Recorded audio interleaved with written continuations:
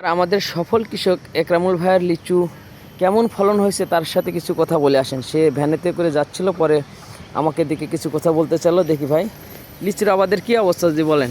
আসসালামু আলাইকুম। আলহামদুলিল্লাহ, আমার লিচুর ফলন খুব ভালো হয়েছে।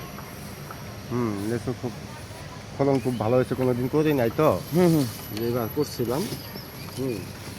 পারছি, মার্শাল্লাহ খুব ভালো হয়েছে, মিষ্টি লিচু। আর 2-3 দিন বেচা যাবো, তাই না? 3 দিন পরে শেষ হবে।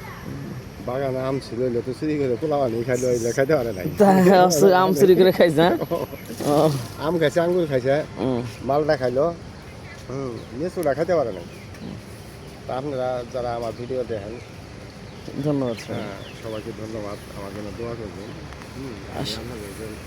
কত কত করে সব বেচতেছেন ভাই? 250 প্রতি 250 টাকা। হ্যাঁ, 250 টাকা আসলে দেখেন মাছি পড়তেছে, যেগুলো ফরমালিন ছাড়া লিচু সেগুলো কিন্তু মাছি পড়বে। হ্যাঁ, এটাই হলো তার প্রমাণ।